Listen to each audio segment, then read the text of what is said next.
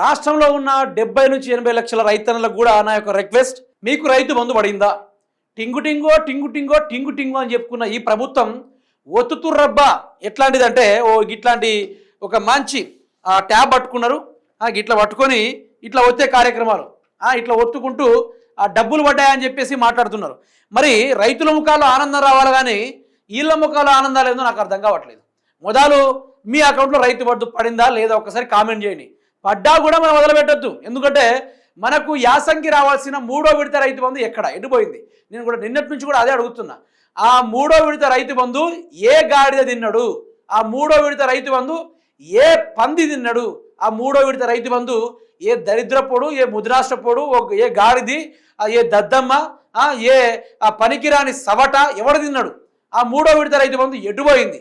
ఈరోజు వానాకాలం రైతు బంధు 2 ఎకరాలకని చెప్పేసి ఎందుకు డ్రామాలు ఆడుతూ ఉన్నారు. అందులోనూ వీళ్ళ వీడియోని ఒకసారి చూసుకుందాం. ఎవరి ముఖంలో ఆనందం ఉండాలి? రైతుల ముఖంలో ఆనందం ఉండాలి. కానీ ఇక్కడ ఎవరి ముఖంలో ఆనందం ఉందంటే తుమ్మల నాగేశ్వరరావు గారి ముఖంలో, ఉత్తమ్ కుమార్ రెడ్డి ముఖంలో, తర్వాత రేవంత్ రెడ్డి గారు భట్టి గారి ముఖంలో బ్రహ్మాండమైన వెలుగు కనబడతా ఉంది. అంటే వాళ్ళకున్న 100 ఎకరాలు, 500 ఎకరాలు, 300 ఎకరాలు ఉన్నాయి కదా, ఆ ఎకరాలలో రైతు బంధు ఫస్ట్ పడుతుంది. కాబట్టి బేసిక్గా డబ్బులు పడ్డాయి అబ్బా, ఇలా సాయంత్రం ఖర్చులకు సరిపోతాయి మనకని చెప్పేసి మంచిగా అలా ముఖాల్లో ఆనందం చూడర్రి, ఒకసారి చూడండి. రైతుల హృదయాల్లో విశ్వాసాన్ని నాటే సంకల్పం. Farmer is never a former. పొలం మారొచ్చు, పంట మారొచ్చు, కాలం మారొచ్చు, కానీ రైతు పాత్ర ఎప్పుడు పరమ పవిత్రం. మనిషికి అన్నం పెట్టే రైతన్నకు నమస్కరిస్తూ ప్రజా పాలనా ప్రభుత్వం అందిస్తున్న రైతు భరోసా సరస్సులో ఏం సంతోషం అబ్బా. చూడండి వాళ్ళ ముఖాలు చూడర్రి. ఎయ్ బాబా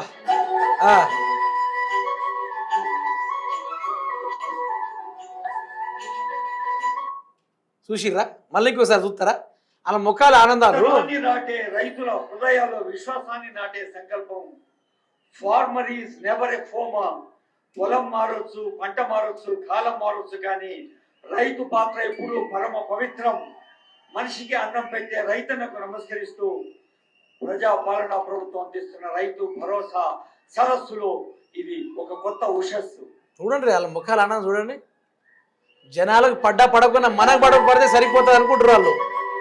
42.28 లక్షల మందికి రైతులకు 2,482,000 కోట్ల రూపాయలు జమ అయిందని చెప్పేసి ఈడ ప్రకటించడం కూడా జరిగింది. నేనేమంటున్నా అంటే ఆ ముఖాలు ఏదో రైతుల ముఖాలు ఆనందం వస్తే బాగుండు, రైతుల ముఖాల యొక్క ఆనందం వస్తుంటే చాలా బాగుండు. కానీ నాకు అనిపించింది ఏం తెలుసా, హైదరాబాద్లో రైతు ఎక్కడున్నాడబ్బా అనిపించింది నాకు. నిన్న హైదరాబాద్లో వెళ్ళిపెట్టింది కదా, అయితే ఏం పెట్టినంటే సభల కండిషన్ ఏంటంటే ప్రతి ఒక్కళ్ళు రావాలి, వచ్చి సిటీ మనిషి అయినా కావచ్చు, హైదరాబాద్లో ఉన్న కార్యకర్తలే కావచ్చు, అందరు రావాలి. వచ్చేటప్పుడు మాత్రం గట్టి కండు వేసుకోవాలి. ఎటువంటి కండు వేసుకోవాలి? గ్రీన్ కండు, అగ్రికల్చర్కి సంబంధించిన గ్రీన్ కండువా వేసుకోవాలని చెప్పేసి గౌరవ ముఖ్యమంత్రి రేవంత్ రెడ్డి గారు ఆదేశాలు ఇస్తే కాంగ్రెస్ కార్యకర్తలందరూ ఏకమై కండువా కప్పుకొని వచ్చిర్రు అన్నమాట. అక్కడి నుంచి అందరు కాంగ్రెస్ కండువా కప్పుకొని ఆ నుంచి వచ్చిర్రు. తో ఇట్లాంటి కార్యక్రమాలు మనం చూస్తూ ఉన్నాం.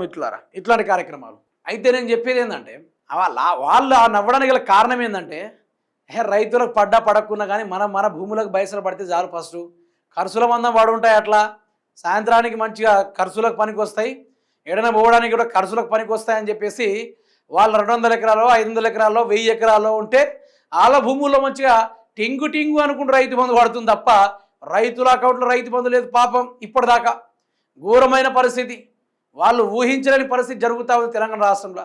అందుకనే ఏం చేయాలని అర్థం కాక ముందుగానే వీళ్ళ అకౌంట్లో వేసుకొని వీళ్ళు అవుతూ ఉన్నారు. మనస్సాక్షి చెప్పండి, ఇప్పటిదాకా ఎవరికైనా రైతు బంధు పడిందా? రైతు బంధు పడితే మరి విడత రైతు బంధు కూడా వేయాలి కదా. యాసంగి రైతు బంధు ఎడిపోయింది అంటే ఇప్పుడు ప్లాన్ ఏందో తెలుసా?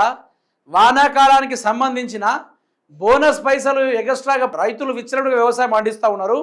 మనం ఇప్పుడు రైతు బంధు ఇచ్చేస్తే వానాకాలానికి సంబంధించిన వడ్లకు, సన్న వడ్లకు బోనస్ ఇచ్చే కార్యక్రమం ఉండదని చెప్పేసి రేవంత్ రెడ్డి గారు మొన్న క్యాబినెట్లో చర్చించుకున్నారు. ఇదే మాట, వానాకాల రైతు బంధు వేసేద్దాం, 2 ఎకరాలకే వేద్దాం, 3వ విడితే వద్దిగా పైన ఎకరాలు మనకు సంబంధం లేదు.